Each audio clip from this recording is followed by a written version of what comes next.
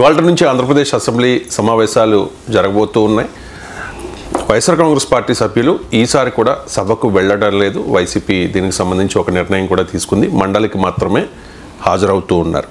And YCP సభ్యులకు చర్చకు అవకాశం ఇస్తాను, నన్ను గౌరవించకపోయినా పర్వాలేదు, నా స్థానానికి గౌరవం ఇవ్వండి అంటూ స్పీకర్ అయ్యన్న పాత్రుడు విజ్ఞప్తి చేస్తూ ఉన్నారు. సార్, వాళ్ళని రమ్మని అడుగుతూ ఉన్నారు. ప్రభుత్వం కూడా చెప్తోంది వైసీపీ రావాలి సభకు అని చెప్పేసి. సో జగన్ నేను రాను అసెంబ్లీకి అంటూ ఉన్న ప్రభుత్వం కానీ తెలుగుదేశం పార్టీ సభ్యులు కానీ స్పీకర్ కానీ పదే పదే రా అంటూ ఉన్నారు. సార్, అసలు ఉద్దేశం ఏంటి? అండ్ జగన్ ఎందుకు భయపడుతూ ఉన్నారు? అసెంబ్లీకి వెళ్ళడానికి భయపడుతూ ఉన్నారా? రాజకీయాల్లో ఎవరికి భయపడరు. ఎవరి వ్యూహాలు వాళ్ళకు ఉంటాయి. చంద్రబాబు నాయుడు జగన్ భయపడడు, జగన్ చంద్రబాబు నాయుడు భయపడడు. అలా అనుకుంటే రాజకీయాల్లోనే ఇంతకాలం ఉండలేదు. అందువల్ల భయపడతారని అనుకోను. సో దీనికి ఆయన వెళ్ళడంలే మనం చాలాసార్లు చెప్పుకున్నాం. జగన్కున్న వ్యక్తిగత అహం అడ్డం వస్తుంది. ఎందుకంటే ఉన్న సభ్యులు 11 మంది. ఇప్పుడు స్పీకర్ నన్ను గౌరవించకండి, నా స్థానాన్ని గౌరవించండి అంటాడు. స్పీకర్ ఎందుకు గౌరవించకూడదు? సో ఆయనే చెప్పుకుంటున్నాను నన్ను గౌరవించకండి అని. స్పీకర్ సంగతి తెలుసు కదా, మన ఆయన ఎలా వివాదాస్పదంగా మాట్లాడతారని. ఉప ముఖ్యమంత్రి పవన్ కళ్యాణ్ సభలో రిక్వెస్ట్ చేశాడు. మనకు స్పీకర్ ఉద్దేశించి పవన్ కళ్యాణ్ మాటలు గుర్తుంటాయి కదా. సో అందువల్ల మా స్పీకర్ స్థానంలో కూర్చున్న వ్యక్తి నన్ను గౌరవించాల్సిన అవసరం లేదు అనే పరిస్థితి ఎందుకు వస్తుంది? స్పీకర్ స్థానంలో ఉన్న వ్యక్తి చాలా అందరి గౌరవాన్ని పొందిన వ్యక్తి ఉండాలి కదా. సో మనకు తెలుసు ఆంధ్రప్రదేశ్లో జరుగుతున్న రాజకీయం. ఎవరు అధికారంలో ఉంటే ప్రతిపక్షం వల్ల అవమానిస్తారు. జగన్ ముఖ్యమంత్రిగా ఉన్నప్పుడు కూడా ఇలాగే చేశాడు. ఇందులో తేడా ఏమీ లేదు. వీళ్ళు అధికారం ఉన్నప్పుడు తెలుగుదేశం వీళ్ళు ఇదే చేస్తారు. రేపు మళ్ళీ మారితే మళ్ళీ అదే శరామామూలే. ఆంధ్రప్రదేశ్కు ఉన్న దౌర్భాగ్యం అది. రాష్ట్రం ఒక గొప్ప రాష్ట్రం, ప్రజలు చాలా ఎంటర్ప్రెన్యూరల్ ప్రజలు. అన్ఫార్చునేట్లీ రాజకీయం సమాజాన్ని నాశనం చేసి పడేస్తున్నాయి.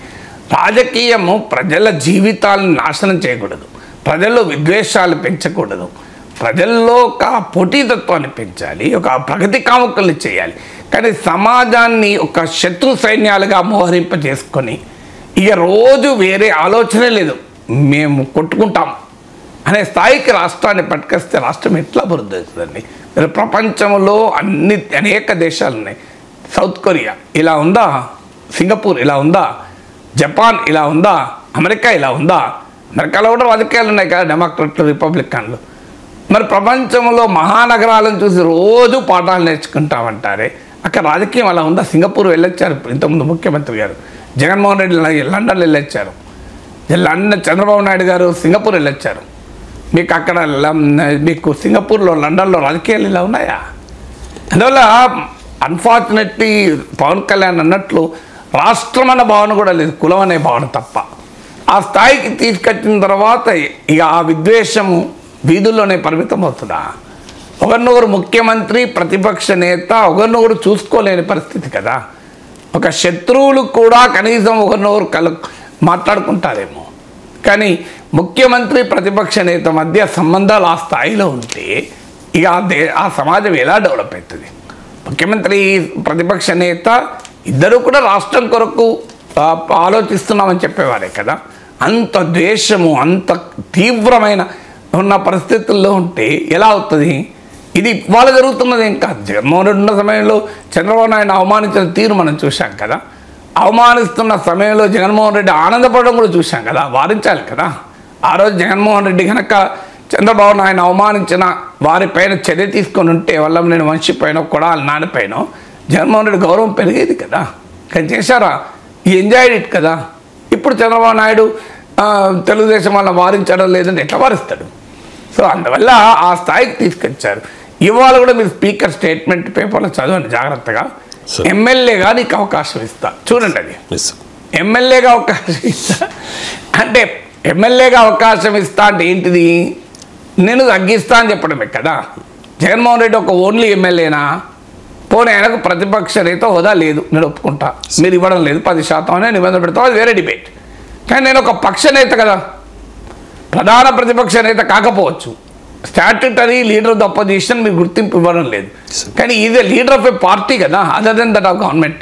మరి సాధారణ ఎమ్మెల్యే ఎట్లయితాడు? ఒక పక్ష నేతగా నీకు అవకాశం ఇస్తాను అన్నాడు స్పీకర్. ఒక పక్ష నేత అనాలి కదా. ప్రతి గ్రూప్కు ప్రతి పార్టీకి ఒక ఫ్లోర్ లీడర్ ఉంటాడు.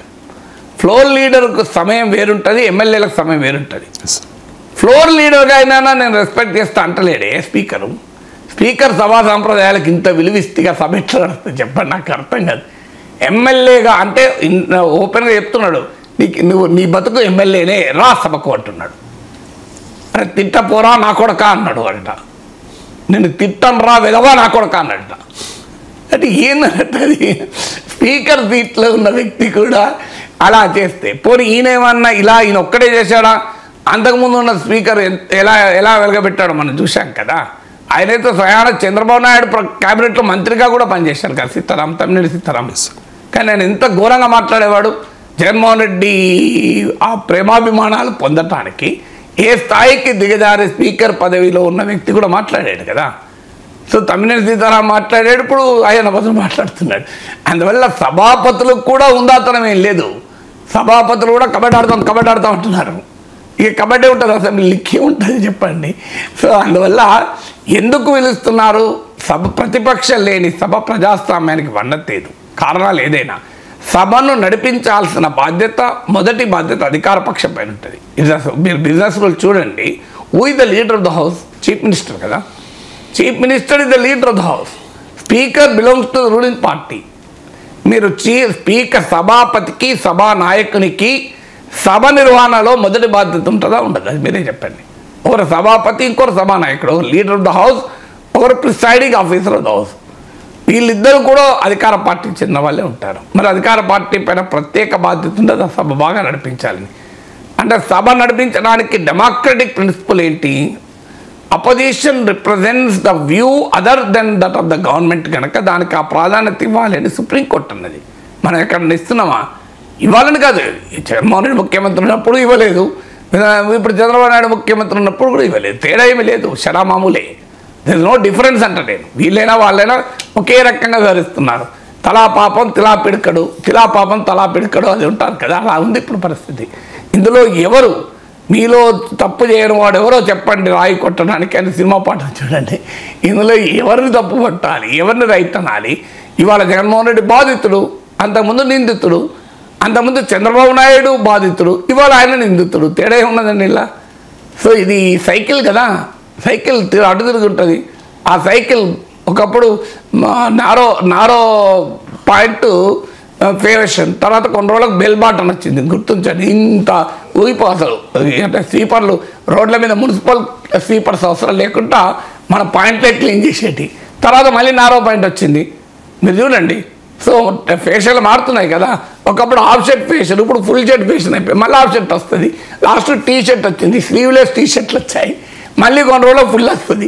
ఇది ఒక సైకిల్, అలా సైకిల్ తిరుగుతూనే ఉంటుంది. ఆంధ్రప్రదేశ్లో ఒక సైకిల్ ఇది. దానికన్నా మీకు సమయం ఇస్తాం అంటే ఏంది, నువ్వు ఎమ్మెల్యేగానే నీకు సమయం ఇస్తాం అంటే నీకు 1 నిమిషం ఇస్తాం, రా 1 నిమిషం మాట్లాడు. పోనీ ఆయనన్నా 1 నిమిషంలోనే నేను సబ్జెక్ట్ మాట్లాడుతా అంటా జగన్ అన్నాడు, నాకు 2 గంటలు ముఖ్యమంత్రితో సమానంగా. అరే ముఖ్యమంత్రితో సమానం నీకు ఓట్లు వచ్చినాయి, ఎట్లా ఇస్తారు? ఇప్పుడు జగన్మోహన్ రెడ్డి కోరికలు చూడండి. వీళ్ళేమో ఈ ఎక్స్ట్రీమ్, నువ్వు ఎమ్మెల్యేగా రా, మీరు ఒక పక్ష నేతగా కూడా నిన్ను గుర్తించాం, నిన్ను ఒక ఎమ్మెల్యేగానే గుర్తిస్తాం రా అని. అది కూడా పులివెందుల ఎమ్మెల్యేగానే గుర్తిస్తాం రా అని. జగన్మోహన్ రెడ్డి ఏమంటాడు, నన్ను ముఖ్యమంత్రిగా గుర్తించంటున్నాడు. చూడండి గొంతమ్మ కోరికలు అంటే ఇటువైపు ఎక్స్ట్రీమ్, అటువైపు ఎక్స్ట్రీమ్. ముఖ్యమంత్రిగా ఎట్లా ముఖ్యమంత్రికి ఎంత సమయం ఇస్తున్నా నాకు అంత సమయం ఇవ్వాలంటాడు. ఇది ఎక్కడ కనీసం అండి? నీకు ముఖ్యమంత్రికి వచ్చిన ఓట్లు వచ్చాయా? నీకు ముఖ్యమంత్రికి వచ్చిన సీట్లు ఉన్నాయా? నీకు ఎందుకు ఇస్తారు? నువ్వు అడగాల్సింది ఏంటా, నేను ఒక సభాపక్షం, నేను ప్రధాన ప్రతిపక్ష హోదా ఇవ్వండి. ఓకే, అది అడిగారు, అది ఇవ్వలేదు. మీరు నాకు ప్రధాన ప్రతిపక్ష నేత హోదా ఇవ్వకపోయినా నేను ఒక రాజకీయ పక్ష నేత, 11 మంది ఎమ్మెల్యేలు ఉన్నారు నాకు. ప్రతిపక్షంలో మా ఒక్క పార్టీ ఉంది.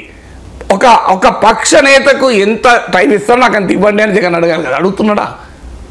నాకు 164 మంది ఎమ్మెల్యేలు ఉన్న చంద్రబాబు నాయుడుతో ఈక్వల్గా ఇవ్వండి అంటాడు. అది అట్టెట్టు ఇస్తారండి? ప్రజాస్వామ్యంలో సాధ్యమా? నీ ఓట్లే రాలే కదా, అట్లా ఓట్లు సీట్లు రావు కానీ ఇవ్వాలంటే ఎట్లా? సో నాకు ముఖ్యమంత్రికి ఇచ్చిన ప్రోటోకాల్ ఇవ్వాలి నాకు అంటే అది ఎట్లా సాధ్యమవుతుంది? ప్రాక్టికల్గా సాధ్యం కాదు కదా. ఇప్పుడు మీరు యాంకరు, నేను గెస్ట్, మీరు కొంత టైం తీసుకుంటారు, నేనే ఎక్కువ మాట్లాడతాను. లేదు నేనే ఎక్కువ మాట్లాడతాను విను అని యాంకర్ అంటే నేను రోజు తెల్లారి ప్రోగ్రాంకి వస్తానా? అలా ఉంది. సో జగన్మోహన్ రెడ్డి ఏమంటున్నాడు, నాకే ఇంకా నయం, ముఖ్యమంత్రి కన్నా ఎక్కువ టైం ఇవ్వమని అంటలేడు, బతికిచ్చాం, ముఖ్యమంత్రి కన్నా ఎక్కువ టైం ఇవ్వండి అని అంటున్నాడు, ముఖ్యమంత్రితో సమానమైన టైం ఇవ్వండి అంటున్నాడు. అంటే నేను ఓడిపోయానన్న అన్న కాన్షియస్నెస్ కూడా జగన్కి లేదు. ఇది ఎట్లా సాధ్యమవుతుంది? పోనీ ఒక్క నిమిషంలో మాట్లాడలేవా? ఒక్క నిమిషంలో మాట్లాడలేవా? నేను ఎన్నోసార్లు చెప్పాను, ఒక్క నిమిషంలో కూడా చెప్పచ్చు, ఒకటే నిమిషంలో నీకు బ్రహ్మాండంగా చెప్పదలుచుకున్నాయని చెప్పచ్చు. సో మీరు వైద్య కళాశాలలు ఇష్యూలు ఎవరెత్తుకున్నారు, వైద్య కళాశాలల్ని ప్రభుత్వంలో మేము పెట్టాం, ప్రైవేట్ వారికి మీరు ఇస్తున్నారు. ఈ పాయింట్ లేపాలనుకోండి, వైద్య కళాశాల మేము ప్రభుత్వంలో పెట్టాలి, వైద్య కళాశాల ప్రభుత్వంలోనే ఉండనివ్వాలి, వైద్య కళాశాల ప్రభుత్వంలోనే ఉండనివ్వాలి అని గట్టిగానండి అయిపోతుంది కదా, అయిపోతుంది కదా. సో మోక్షం లభిస్తుంది కదా. నాకు ఒక కథ ఉన్న చూడండి, ఒక అతను మహా పీసినారి, జీవితంలో ఎవ్వరికి ఏమీ చేయలే, పుణ్యకార్యం అనేది ఏమీ చేయలే, కానీ జీవితం అంతా తన కొరకే బతికాడు. అలాంటి వాడు నరకానికే పోవాలి కదా అనుకున్నారు ఎవరు, కానీ స్వర్గానికి పోతాడు, వైకుంఠానికి వెళ్తాడు. అలా వైకుంఠానికి ఎట్లా వెళ్ళాడు అని దేవతలు అడుగుతారు మహానుభావ శ్రీ మహావిష్ణు దగ్గరికి వచ్చి. వాడు మహాలోభి, పిసినారి, జీవితం అంతా తన కొరకే బతికాడు, సమాజానికి ఏమీ ఉపయోగపడలేదు, మరి అయినా మీరు అతన్ని వైకుంఠానికి ఎలా తీసుకెళ్తున్నారు అని చెప్పి విష్ణు దూతలు వస్తే యమదూతలు వచ్చి అడుగుతారు, ఇది ఇతను నరకానికి రావాలి, మాయంబడి పంపేయండి అంటే విష్ణుదూతలు ఏమంటారో తెలుసా? ఆయన కొడుకు నారాయణ, ఇతను నోట మాట పోయే సమయంలో, ఇక చివరి జీవం పోయే సమయంలో తాను దాచిన బంగారం అంతా ఎక్కడుందో కొడుకు చెప్పడానికి నారాయణ నారాయణ నారాయణ అని 3 సార్లు కొడుకును పిలిచాడు. కొడుకును పిలిచిన ఆ శబ్దము నారాయణ శబ్దం గనక ఆయన వైకుంఠానికే అర్హుడు అని చెప్పి వైకుంఠానికి తీసుకెళ్తారు విష్ణుదూతలు. అంటే నీవు మనస్ఫూర్తిగా అనకపోయినా నారాయణ నారాయణ నారాయణ అని 3 పదాలు వాడితే నువ్వు వైకుంఠానికి ప్రాప్తి దొరికింది కదా. అందువల్ల ఒక ప్రతిపక్ష నేత లేదా ఒక రాజకీయ నాయకుడికి ప్రజల పక్షాన మాట్లాడడానికి గంటసేపు స్పీచ్లు అవసరం లేదు. ఒక్క 3 పదాలు వాడండి, వైద్య కళాశాలలు ప్రభుత్వ రంగంలో ఉండాలి, 3 వైద్య కళాశాలలు ప్రభుత్వ రంగంలో ఉండాలి, అయిపోయింది కదా. 10 seconds మైక్ కట్ చేస్తాడు, చైనా పత్రం కట్ కట్ అంటాడు, అయిపోతుంది. ఏమవుతుంది? అయిపోతుంది కదా. రైతులకు గిట్టుబాటు ధర కావాలి, అయిపోతుంది. ఉల్లి రైతులు ఆదుకోండి, రైతును ఆదుకోండి. దీనికి గంట స్పీచ్ అధ్యక్ష, నేను ముఖ్యమంత్రిగా ఉన్న రోజుల్లో ఉల్లికి ఈ రకంగా చేశాను. అధ్యక్ష, చంద్రబాబు నాయుడు రైతుల కడుపు కోతలు చూస్తున్నాడు. గంటసేపు ఉపన్యాసం ఇవ్వాలంటాడు జగన్. అలా వాళ్ళు ఎందుకు ఇస్తారండి? వాళ్ళ 164 మంది ఎమ్మెల్యేలు ఉన్న వాళ్ళకి పర్లేదు వాళ్ళకు. అలా 164 ఎమ్మెల్యేస్ ఉండి జగన్మోహన్ రెడ్డి వాయిస్తుంటే శాసిస్తుంటే పడి ఉండాలని అంటే జగన్మోహన్ రెడ్డి ఎట్లా సాధ్యమవుతుంది? అది ప్రాక్టికల్గా సాధ్యం కాదు కదా. సో నువ్వు సభకొచ్చు, మైక్ అధ్యక్ష ఉల్లి రైతు ఆదుకోండి, కట్ అంటాడు. మళ్ళీ అధ్యక్ష ఉల్లి రైతులు ఆదుకోండి, మైక్ లేదు. అధ్యక్ష ఉల్లి రైతులు ఆదుకోండి అని 4 సార్లు అనండి. అధ్యక్ష ఉల్లి రైతుల ఘోష చెప్పాలంటే నాకు అవకాశం ఇస్తలేదు, నేను వెళ్ళిపోతున్నా అని చెప్పి బయటకు రా. అప్పుడు ఉల్లి రైతులంతా చూడండి జగన్మోహన్ రెడ్డి మా కష్టాల గురించి మాట్లాడుతా అంటే వాళ్ళకి సమయం ఇస్తలేదు, న్యాయం కదా అని అనుకోరు ఉల్లి రైతులు. నీకు ప్రజలు దగ్గరగా అవుతారు కదా. ఇది కూడా లేదు మీకు. అందుకే ఒక ఉదాహరణ చెప్పాను. ఒక బెన్ జాన్సన్ అనే పరుగు runner 100 metre running race commentary చెప్పాలి. 100 మీటర్ రన్నింగ్ రేస్ ఎంత సెకండ్స్లలో పరిగెడతారు. దాన్ని వర్ణించి చెప్తే ఏమవుతుంది? లాభం ఉండదు. అందుకే బీబీసీలో commentary famous, it is Ben Johnson అంటాడు. అయిపోయి కదా కామెంటరీ. ఇదెంత చూడండి, ఎంత క్రియేటివిటీ చూడండి. ఇట్ ఈస్ బెన్ జాన్సన్ అంటాడు. ఎందుకంటే 100 మీటర్ దాటిపోతాడు. దట్ ఈస్ ద కామెంటరీ కదా. నీకు మొత్తం కనబడాలి. ఇప్పుడు అయ్యా మా జగన్మోహన్ రెడ్డి గారు, మీరు ఒక ఆ మహాభారతం చదవండి ఒకసారి. దుర్యోధనుడికి మొత్తం కనబడుతుంది అరణ్యం అంతా, అర్జునుడికి పక్షి మాత్రమే కనబడుతుంది. మీకు మొత్తం చంద్రబాబు నాయుడిని తిట్టాలి అంటే ఆ 164 మంది ఎమ్మెల్యేలు ఉన్న వాళ్ళు నీకు మైక్ ఇచ్చి చంద్రబాబు నాయుడు ఇలా కూర్చొని జగన్ గారు నన్ను తిట్టండి అంటాడా అండి? ఎందుకు పనికి పనిలేదా? అయ్యా ఆయనకు ప్రజలు అధికారం ఇచ్చారు, మీకు అధికారం ఇవ్వలేదు, మీకు 11 సీట్లు ఇచ్చారు. Accept the reality, understanding the reality ఈ ద జీనియస్ అంటారు. వాస్తవాన్ని గుర్తించడం జీనియస్ కదా. నేను కింద పడ్డా నేనే పైన ఉంటా అని జగన్ అంటాడు. నువ్వు కింద పడ్డావు తొక్కుతున్నా అని వీళ్ళు అంటాడు. ఎట్లయితుంది చెప్పండి?